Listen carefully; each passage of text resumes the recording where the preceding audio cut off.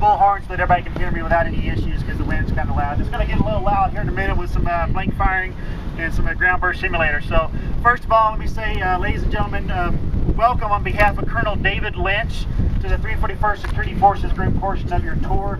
I'm Master Sergeant Greg Adderhold, and I'm going to be your host for today.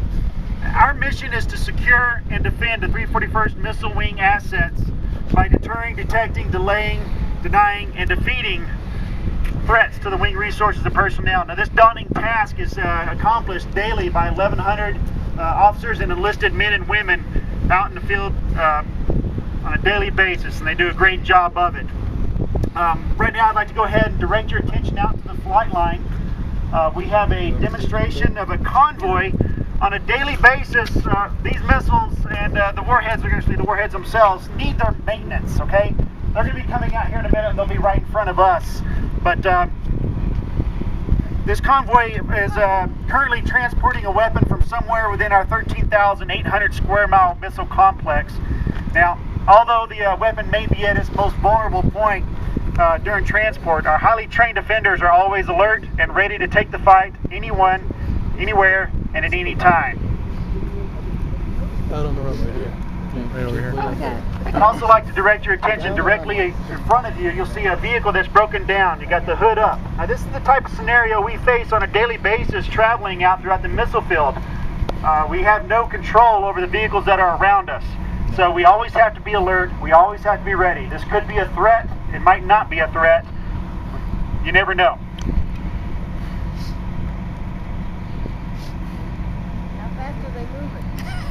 How fast do they move? They're probably going about 25, 30 miles per hour right now. How fast will those things go? We could go up to 55 miles per hour. We try not to go faster than that, though.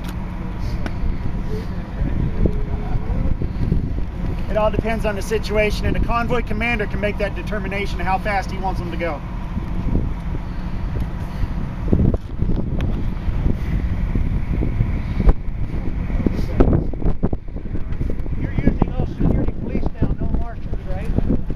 Actually, we aren't using the marshals anymore. We have OSI that helps us out. There are some federal agents, they're civilians, so posse comitatus does not apply to them, and they can enforce federal laws for us.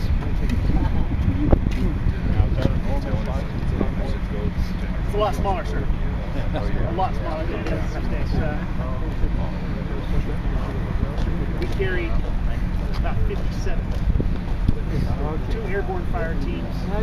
Actually, they do. They just have them shadow. A small demonstration of our airborne capabilities. teams. You got other teams that sidetrack on flank. They might be miles apart. That's the way we did it. Yeah, look pretty pathetic. Yeah, yeah. I never wanted to be on that job. My one nephew, he was on it all the time.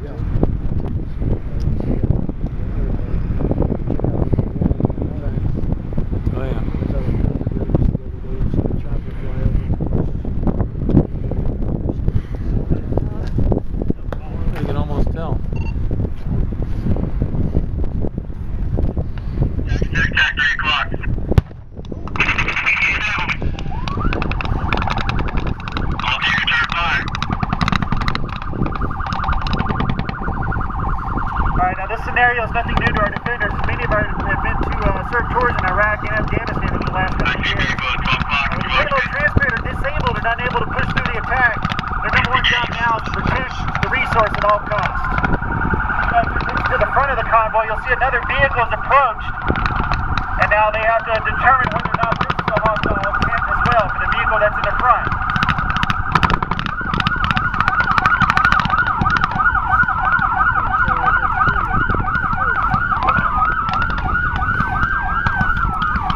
the fog and friction of combat, our defenders have to be ready for a multiple prong attack and diversionary tactics used by the enemy. Now, here another vehicle is displaying hostile intentions.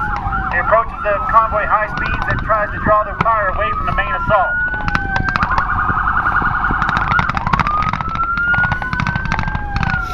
Oh yeah, good day.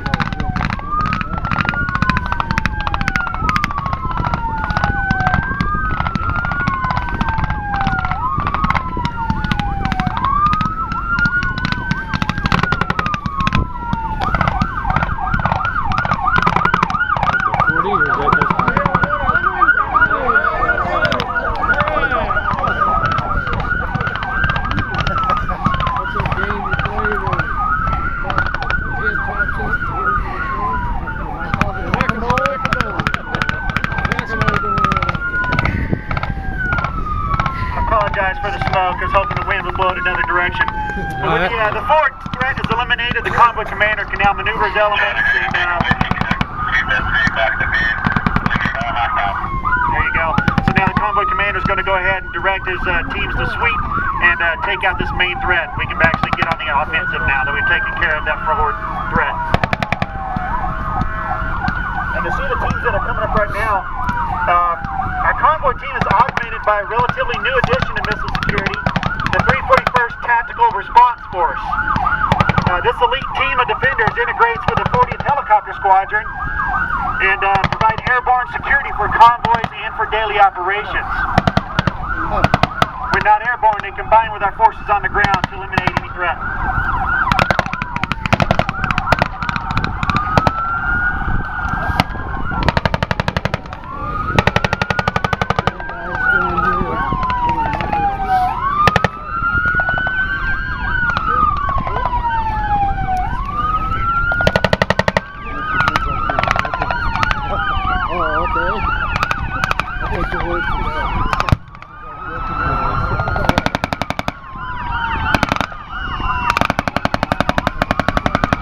As our team was approaching, they were saturating the enemy with their mounted machine guns. Now what they're going to do is they're going to go ahead and get out, form a line, and sweep through to make sure that there is no enemy remaining.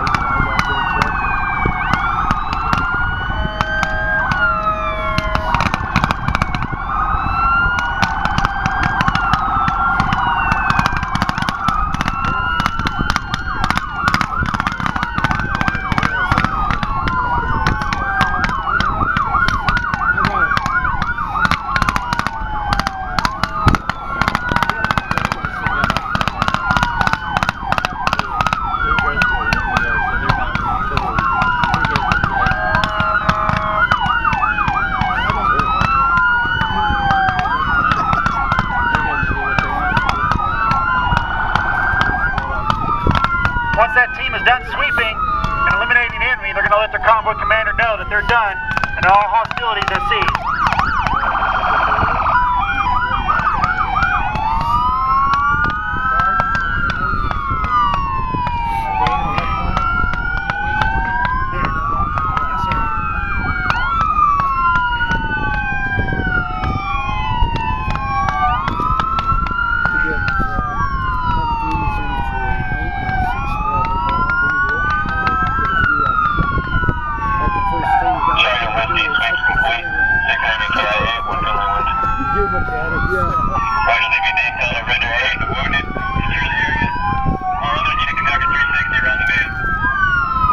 The convoy commander now is going to pull a portion of his team back to the site.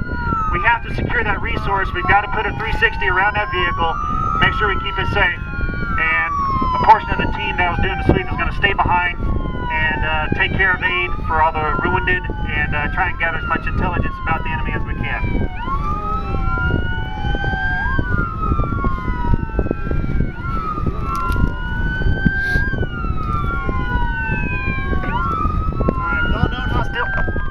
all known hostilities eliminated, our defenders will continue the operation and will not rest until that weapon is safe back at home. Ladies and gentlemen, let's give a nice big round of applause for the men and women of our 341st City Forces crew.